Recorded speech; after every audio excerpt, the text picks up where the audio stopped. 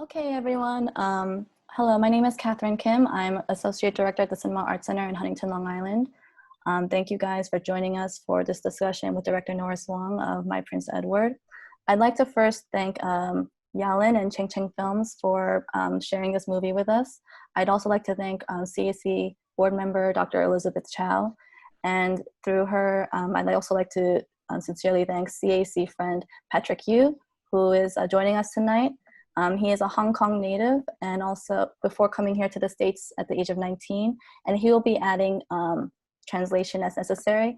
We are also supplemented with Felix Tsezang, who is the distributor of this film, and he'll be chiming in for any additional comments where necessary. And also, I'd finally like to thank Director Norris Wong, who is joining us from Hong Kong.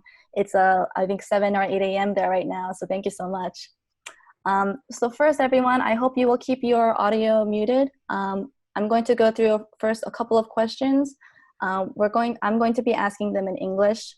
Patrick will be translating them into Cantonese for Norris, and Norris will answer in her Cantonese, and Patrick will do his best to translate for us in English. Later, we're going to open it up to questions. Please ask your questions in the chat box, and I will be reading them aloud for Patrick to ask Norris thereafter. So to begin, Norris, you are also not only a film director, but have a background in lyricism and TV screenwriting. So can you share a little bit more about yourself and how you came to make this movie? 其實我係lyrics， 即係寫歌詞咧，就係自己有興趣嘅。咁但係咧就唔算係一個職業咯，因為喺香港其實做 lyrics 咧唔能夠成為一個職業嘅，因為佢即係唔會有足夠嘅收入嘅。所以我其實喺2012年咧就喺浸會大學嗰個 master degree 度就係 filmmaking 嘅一個 degree 啦，就graduate 咗之後咧，我就進入咗電視台。嗰個電視台咧就叫做Hong Kong TV。咁但係其實最尾咧佢係冇發牌成功嘅，因為政府冇俾到 license 佢嘅。咁所以最尾我就即係因為當時佢哋當係一個類似係電視嘅一個 revolution 嚟嘅，即係一個電視革命嚟嘅嗰陣時。咁最尾我就開始freelance 去寫劇本啦，可能係電視劇或者係電影。咁即係其實我通常都係做編劇比較多。今次我第一次做導演，因為我知道我哋嗰個 Film Council 即係叫做 Film Development Council 係啊，咁就佢哋有一個grant 咧，就係呢個首部劇情片，即係 FFI 啦，咁就可以俾好似我呢啲冇導演經驗嘅人去拍戲嘅，咁所以今次就攞咗325萬港幣去完成呢個戲啦。I see. This film is actually rather star-studded. I believe Fong is played by a Hong Kong singer, Steffi Tang, and then Edward is very obnoxiously played by a theater star. His name is Chu Pak Hong. And then also, I believe the other lady, she's kind of a royalty name. So can you share with us any really interesting experiences that happened on set working with such stars? For example, maybe like something ad-libbed, like done on the spot, or maybe even scenes that unfortunately couldn't make the final cut. 有啲咩有趣？其實有好多都係其實冇大家想象中咁多 improvise 嘅嘢嘅，即係都好跟劇本，因為我哋嗰個shooting schedule 好 tight 嘅，即係我哋拍咗18個 shooting day 嘅啫，其實咁所以咧好多都係我哋之前嘅 rehearsal 啦，或者係一啲我哋 pre-production 嘅時候一齊去傾嘅嘢嚟嘅。咁反而係我哋去到現場，我有啲時間我想 cut 一啲 dialogue 嘅，但係咧兩個演員就好中意原本嘅劇本，所以佢哋會叫我 stick to 劇本咯，即係佢會想 keep 翻保留多啲原本嘅 dialogue 咁樣啦。咁比較有趣嘅一個係有一個 scene 咧，其實就係佢哋 pillow talk 講咗好耐嘅，講咗差唔多7分鐘以上嘅，就一個 shot 落嘅，一 one take 嚟嘅。咁好多人即係覺得哇咁長嘅 dialogue 佢哋背咗，或者係咪試過好多 take 你哋先至揾到呢一 take？其實唔係，嗰度我哋真係得唯一呢一 take 嘅啫，因為我哋唔夠時間拍，然後我又好想喺嗰日 on schedule 咁樣拍完，所以咧我就求製片俾我拍完先至收工，咁所以嗰日我哋係即係兩個演員表現得好好，亦都好natural 咯佢哋。I wonder which shot that is. 一個 pillow talk 嚟嘅，即係比較 sweet 嘅 pillow talk 嗰段。I was very surprised to hear that the editing director of this film is William Chang-suk Ping. And for those of you who don't know, he is a frequent collaborator with Wong Kar-wai. So this must have been a really big honor. And then, you know, there's one shot in the film that stands out to me. In particular, after Fong and Yang Shui have the marriage interview or interrogation scene, immediately afterwards, they are walking at night and they're on a stroll and their shadows precede them on a wall before they enter frame. And, you know, I guess my question is it's rather specific, but, you know, was this an intended nod to Wong Kar-wai's In the Mood for Love, or is that just a similarity, just a coincidence? 其實呢個真係一個 coincidence 嚟嘅，因為咧我哋本身個editor 就唔係揾張淑平嘅，我哋本身就係揾咗即係我自己一個第一次剪電影嘅朋友啦。咁佢都一齊同張淑平最尾我哋有個 credit 裏邊有講到嘅。咁我個朋友 Peter 啦，我同佢一齊就剪咗一個版本，就係110分鐘嘅。咁而家個版本係92分鐘，咁點解最尾會揾到張淑平咧？其實就係我完成咗110分鐘呢個 cut 之後咧，我就揾咗好多我哋industry 裏邊好多前輩去睇啦。咁就揾咗咁啱，我哋就遇到關錦鵬導演。咁關錦鵬導演應該係叫做 Stanley Kwan 係。咁佢就 refer 咗張淑平俾我哋嘅，因為佢哋係好朋友啦，咁同埋佢覺得張淑平會幫到我咁樣，咁之後就張淑平睇完之後咧，就佢話佢俾唔到意見，因為其實剪接好難俾意見，佢話不如就直接幫你剪啦。咁呢個其實我係一個即係我好感激有呢個 offer，因為如果真係請佢哋咧，我哋呢啲 low budget film 係唔會 afford 到佢咁樣嘅，咁但係佢就好好地，即係純粹去幫我，即係義務去幫我啦。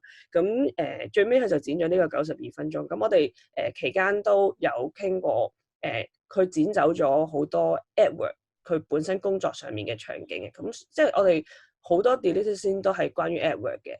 咁最尾個原因就係佢覺得好想個戲係 focus 翻阿方嗰個諗法，因為阿方嗰個諗法都唔係一個咁容易所有觀眾會理解嘅一個心路歷程，所以 focus 翻喺阿方度咧，咁佢覺得會比較好睇啲啦咁樣。Wonderful.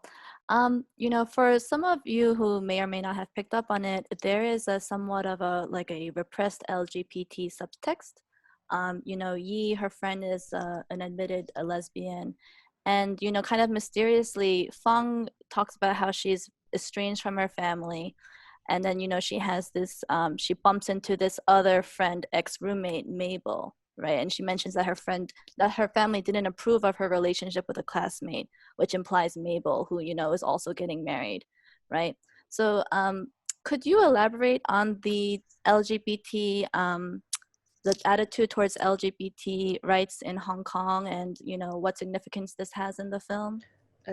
關於 LGBT 嗰一 part 咧，其實就係因為喺香港咧係好多男校同埋女校噶嘛，咁即係我自己都係由小學開始就讀女校，讀到中學，咁其實即係由我6歲開始至到19歲呢段期間，其實我淨係同女仔生活嘅啫，咁所以一路以嚟喺呢啲我即係 college 時間嘅一啲同性嘅愛情，我係好有興趣。Actually 我個 graduation film 都係 about 2個男仔，即係以前一齊嘅男仔。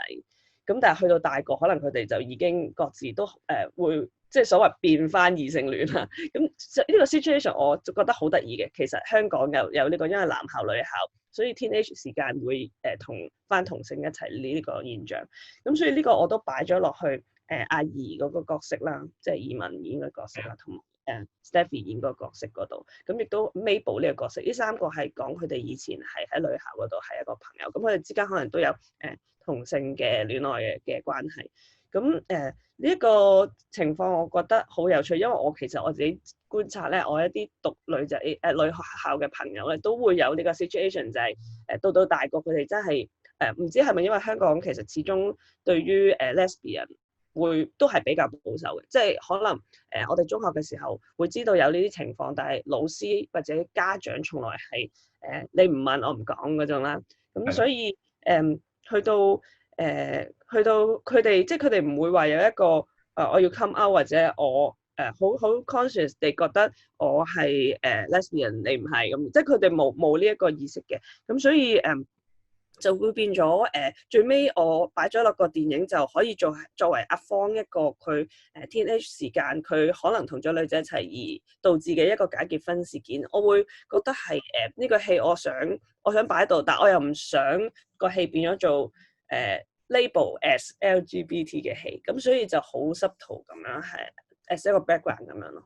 我覺得有唔同嘅情況，譬如喺工作上面咧，都會留意到大家唔會講嘅，因為唔知道會唔會影響工作。有啲屋企即係比較保守嘅，都會唔敢講嘅咁樣咯。即係 overall 嚟講，我覺得而家個開放咗嘅，大家睇呢樣嘢係咯。我覺得我太保守嘅，其實因為我唔想被 label 做即係 LGBT 戲，因為大家會尤其係電影咧，大家會categorize 咗一啲戲嘅。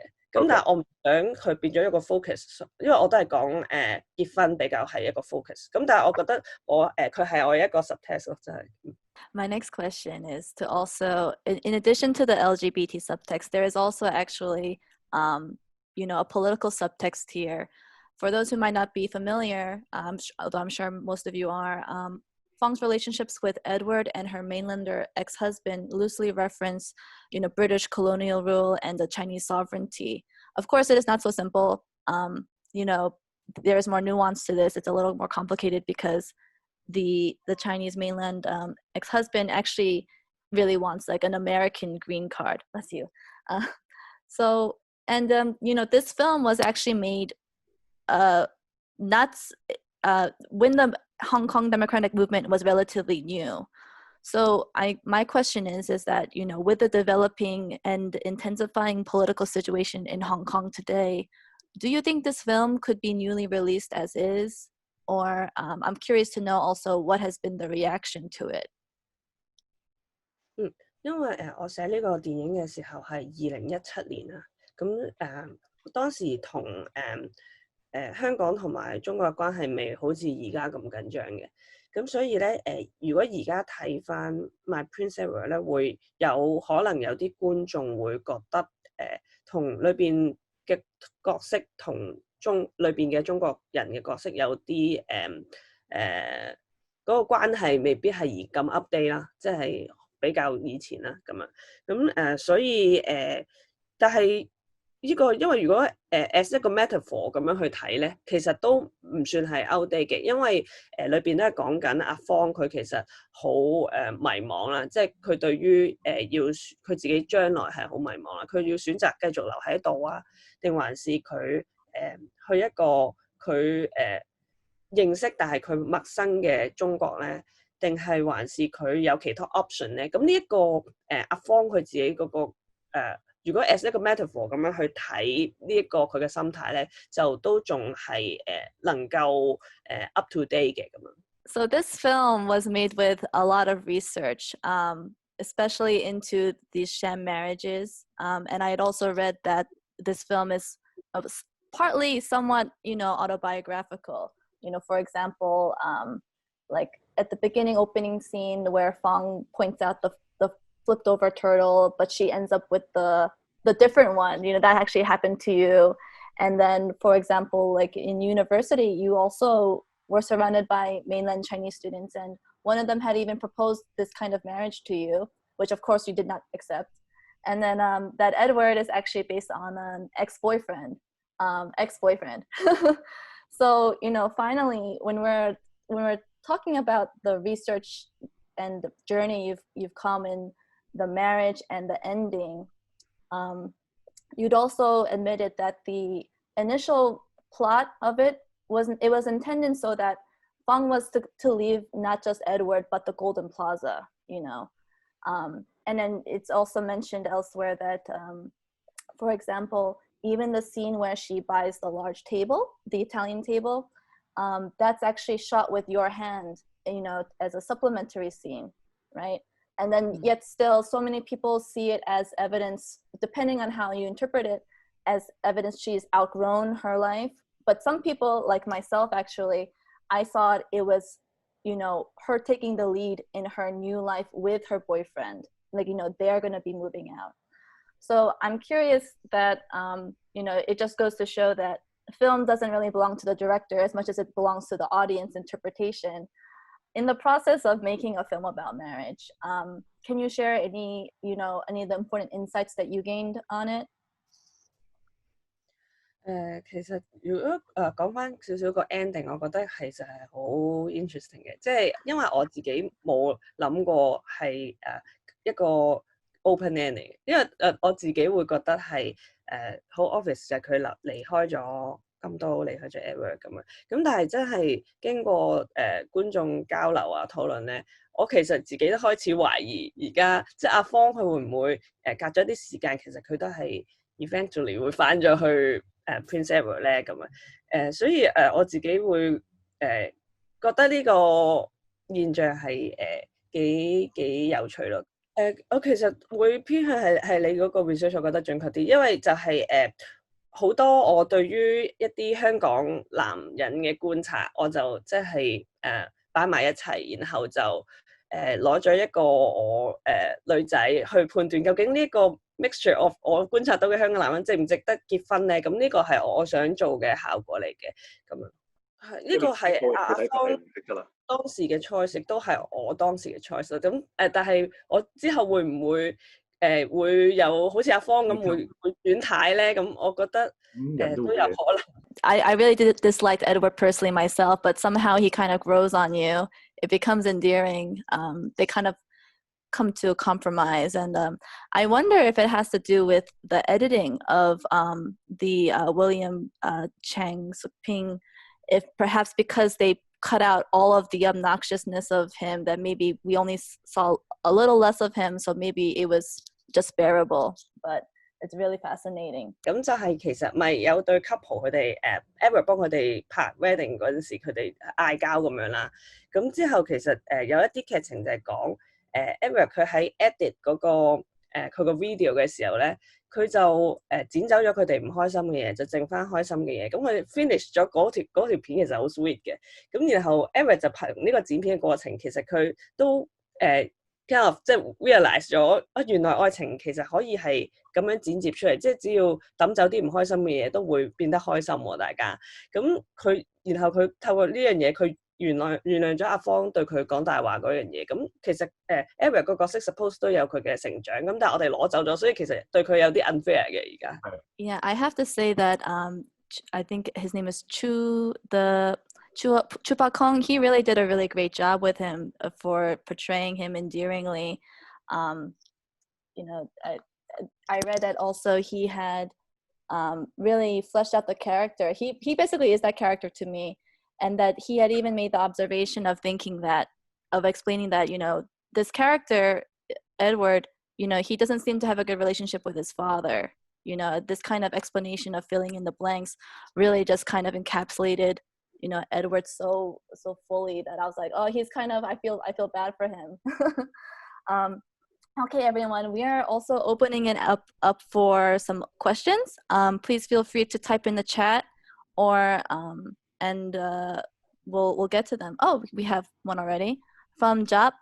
Can you elaborate on why it's getting more difficult to make smaller films in Hong Kong today? 嗰個困難嘅地方咧，就係因為香港嗰個market 好細，咁其實咧，我哋即係好似My Prince Edward 咁樣啦，我哋嗰個 production cost 係325萬港幣。咁但係咧，我哋而家個 local box office 咧就500萬到啦。咁其實咧，對於呢一個 scale 嘅戲嚟講，500萬算係幾好嘅成績嚟㗎啦。但係咧，如果我唔係一個 brand 嘅話，其實我都唔會 cover 到我嗰個 cost 嘅。因為我哋即係除咗 production cost，其實仲有 distribution cost 啦，之後有宣傳 cost 啦，然後戲院嘅分成啦。咁所以其實咧，如果好似我哋呢套戲咧，我哋要賺錢嘅話，其實起碼去到9 million 嘅港幣先至可以賺錢嘅。咁所以其實如果我哋要還嗰個 grant，即係如果我哋唔係一個 grant 嘅話，我哋其實就唔能夠回本咯。咁所以而家好彩係因為係 government 嘅錢，所以我哋唔需要還，咁然後我哋就可以算係一個 balance 咁樣啦。咁係啦，咁所以就會導致到因為我哋個成本香港嗰個拍攝成本比起有啲其他亞洲嘅地區其實都算貴，人工同埋個租金其實好貴嘅。咁所以呢樣嘢就係我哋而家個 market 未能夠揾到一個好好嘅方法去 cover 我哋個 cost。For those who might know, like Hong Kong cinema in the golden age of the 1990s saw hundreds produced every year, and now it's, you know, not nearly as many. But, you know, this sort of question is affecting a lot of film industries everywhere. And so in relation to that, I have a couple more questions actually, and I'll be checking the chat. Please feel free to reach out with any questions, everyone in the audience. You know, I think I had read that you mentioned being personally interested in perhaps migration, whether people will stay in Hong Kong or become expats, especially in light of the Hong Kong national security law. Can you elaborate on the future of Hong Kong cinema as well as your own? 因為其實本身對移民或者人口流動呢個題目有興趣嘅，但係當嗰個我哋國安法過咗之後咧，就更加多人去討論關於移民呢個話題。其實而家身邊好多朋友，即係無論係我呢個年齡或者大過我嘅人都會討論關於離開香港，咁就變咗係呢個 topic 係喺香港而家幾 popular 嘅一樣嘢啦。咁點解會有興趣就係因為其實我係好似阿芳咁樣，我係由即係出世到而家都係冇離開過，我而家33歲都冇離開過香港呢個城市嘅。咁我一路接觸好多，即係譬如我讀緊 master degree 嘅時候，好多由中國內地嚟嘅人啦，咁佢哋都係離開咗自己嘅家鄉嘅。咁我聽到佢哋關於佢哋家鄉嘅，咁我都其實幾嚮往一個離開自己城市嘅一個experience 嘅。咁但係我自己會覺得可能而家都係差唔多時間，我要再 consider 我離開香港呢一樣嘢啦。亦都係因為我覺得喺香港做電影嗰個困難，即係頭先關於 budget 嘅困難啦。另一個困難就係而家有security law 嘅時候，我哋嗰個censorship 會唔會有 censorship 問題啦，或者係自己 censorship 嘅問題啦。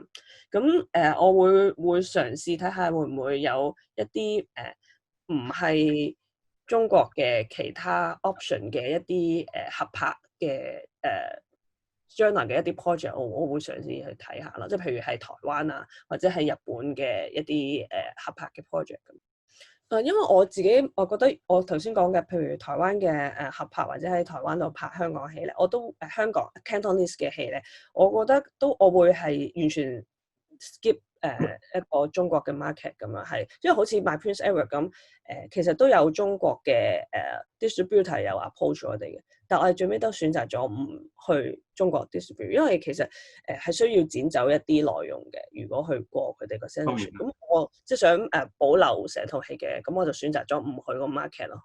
呢個係再未來啲嘅嘢，咁我又未去到 concern 到呢個地步嘅，咁所以我暫時會唔理佢住。We have a question from Beatrix.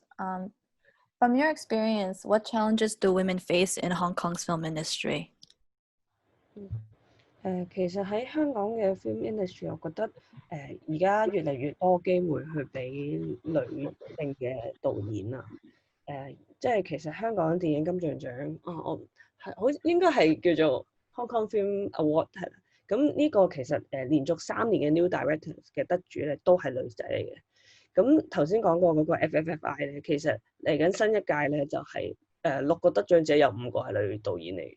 咁所以其實我會覺得冇大家想象中咁challenging 嘅，其實喺香港做女導演咁樣。咁所以我會覺得可能如果將來大家會喺 interview 度少會比較唔好去強調你嘅性別，即係唔好強調話女導演有咩 challenge 嘅時候咧，就係完全即係完全 fair 嘅時候，就係大家唔好咁去強調個導演嘅性別啦。我諗我可以咁樣去我自己嘅觀察就係，因為好多 script writer 係女仔，咁然後咧個 industry 而家由一啲以前比較大啲 budget，可能會好多功夫戲啊，就係 action film 啊，嗰啲可能係比較男性 driven 嘅一啲戲咧，佢哋就可能 prefer 男導演去做。咁而家一啲 script writer 可以寫到一啲 low budget 嘅戲，咁就會變咗好多 writer director 係一個 female 由script writing 好似我咁樣轉咗做 directing 嘅一個咁樣嘅轉變咁樣，係啦，咁所以就會多咗女性導演咯。I see. Another call for any open questions. I have a handful more. You know, Can I ask? Oh, yes, please, Patrick. So it's not, I don't know if it's really asking, but I thought it was interesting that in the movie Norris, you have the metaphor of the tortoise, and people living in Hong Kong. And for those of you that saw the film, and if you didn't grow up in Hong Kong or you didn't live in Manhattan, the living situation, living quarters, anywhere you go in Hong Kong is like super small. So it's kind of jumping from one small tank to another one, which is sort of the metaphor using the tortoise. So I thought that was quite interesting, but Norris, I don't know if you can add any background or color to that metaphor within the movie.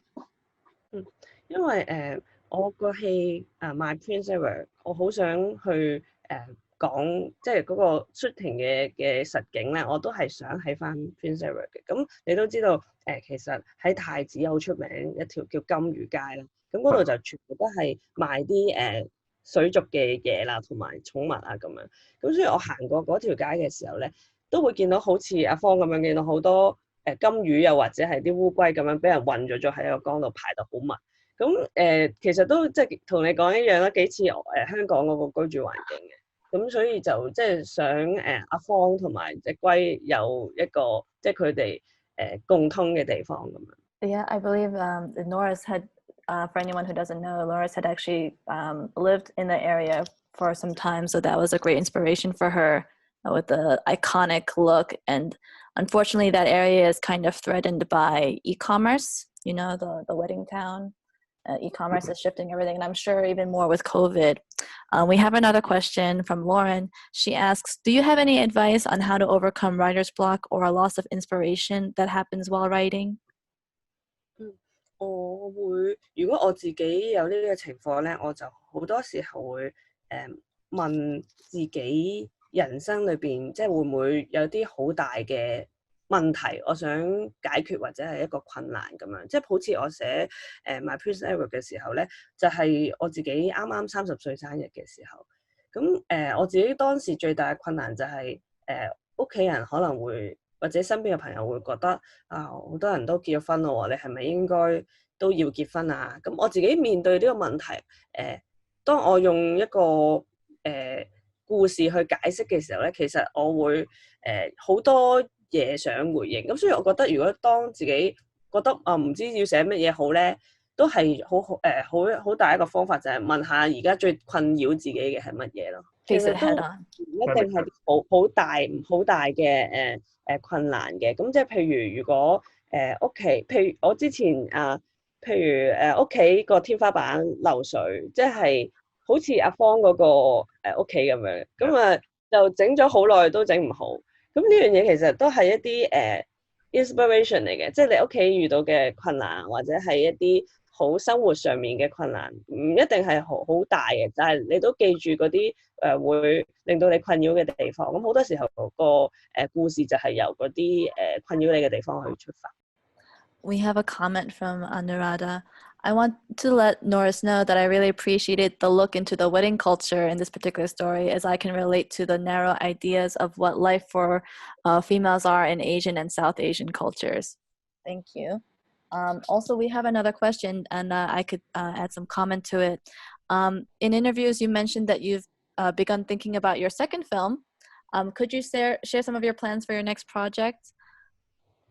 我下一個 project 就係都係Film Development Council 嘅一個 grant 嚟嘅。咁呢個第二次呢一個grant 咧就係一個新嘅 scheme 嚟嘅。呢個 scheme 咧就係其實係想俾啲香港應該係已經出咗名嘅導演咧，去帶一啲新嘅導演去一齊合作去做。咁張婉婷導演咧就係將會監製我係下一套戲啦。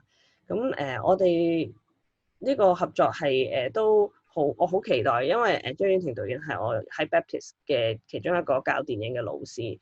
咁當時咧我就交咗一份比較特別嘅功課啊，就係歌舞片嚟嘅，係啦。咁就係啲人去有因為我自己寫 lyrics 噶嘛，咁所以我就自己係喺裏邊會寫咗啲 lyrics。咁佢可能呢個功課咧，佢就即係留意到我啦。咁其實相隔咗10年嘅啦，我畢業咗之後，咁佢即係由佢教我開始到而家，其實都10年啦。咁佢就記得我，咁一有呢個 scheme 咧，佢就去即係揾翻我去做嗰個 new director 會有可能會有啲關於 dance 嘅成分喺入邊。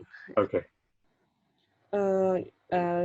hopefully 係下年嘅winter， 就我同我哋會開始拍咯，而家就寫緊劇本。Any details on the plot or the topic of it? I know you're in the early stages, so you don't have to, but I can't help but be curious.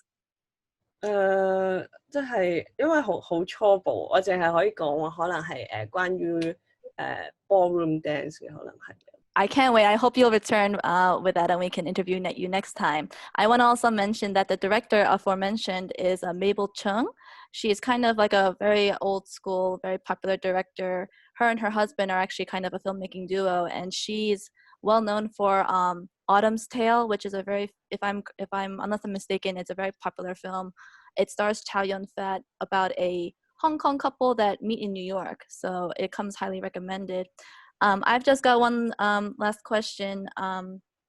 This film has a lot of, obviously, being a director, you must be very, well-read in film or well-watched. There's a lot of film references in this film, lots of movie posters. Like there's a Star Wars BB-8 toy, there's a Jim Jarmusch poster, and also there seems to be kind of a theme where there's an Eternal of like relationship breakup movies like Eternal Sunshine of the Spotless Mind and Alfred Hitchcock's Rebecca. So I was wondering if there's any more you can elaborate on, some relationship there, or, if there's not much besides the obvious, if you can make any personal Hong Kong film recommendations, old and new. 講咗佢嗰個喺 Eric 個屋企有好多 film poster 嗰樣嘢先，就係因為我哋頭先有 mention 過話Eric 嗰條線有剪走咗一啲佢嘅 background story 噶嘛。咁其實本身我哋個人物嗰個設計就係Eric 佢係喺英國度讀電影嘅，咁佢讀完電影之後咧就翻香港就做咗 wedding 嘅，即係幫人拍 wedding 啦。咁其實就剪走咗一啲，其實佢係一個好中意電影嘅人，佢 suppose 佢係應該係做一個電影人嘅，但係佢亦都好似阿方咁，其實佢都有佢嘅妥協，就係佢為咗揾錢，咁佢就為咗安穩嘅生活，佢可能就會去做一啲唔係佢最中意嘅嘢啦。咁你見到其實有個 scene 咧係佢喺廁所度睇書，嗰個書咧其實都係電影書嚟嘅。咁佢就屋企有好多 poster 啊，同埋有啲電影嘅嘢，其實嗰啲都係film director art director 美術指導嗰個佢哋去幫我揀嘅嗰啲 poster。咁當然嗰啲 poster 即係佢擺喺個鏡頭裏邊都有啲我中意嘅電影啦，同埋嗰啲玩具其實都係一啲朋友，即係我哋大家中意電影嘅朋友去一路擺出嚟，即係借出嚟去做一個 props 嘅咁樣。呢個咧其實係美術指導揀嘅，佢去 base on Edward 嘅角色去揀嘅。咁啱大家都係同埋即係 Edward 同我嘅 taste 都有啲似啦，即係我都好中意《天空 Sunshine》。I guess, we should be finishing up now. I guess the second part of the question was any personal Hong Kong cinema recommendations, old or new, that she could recommend besides herself. If that would be an all right last note to end on. Like or it doesn't have to be Hong Kong film, like your favorites, as a director. 好多都好中意嘅，甜蜜蜜咯，我會覺得我如果 recommend 大家睇或者我要查一查，係香港戲嚟嘅，係都係關於有少少人口流動啦，有關於愛情嘅，係 by Peter Chan 嘅，即係陳可辛導演嘅，係啦。咁同埋另一套就係頭先我哋有 mention 過嘅張婉婷導演佢嘅《秋天的童話》，都係一啲關於人口流動同埋愛情嘅故事。So related to migration, Comrades, Almost a Love Story by Peter Chan, and An Autumn's Tale by Mabel Chung, of course, her senior. Thank you all so much for joining us. Thank you, Norris Wong, Patrick, Elizabeth. This concludes our Q&A. It'll be recorded and shared for later. So thank you all again for joining us. I hope you had a lovely Labor Day and we'll have a lovely rest of your week. Have a good night, everyone.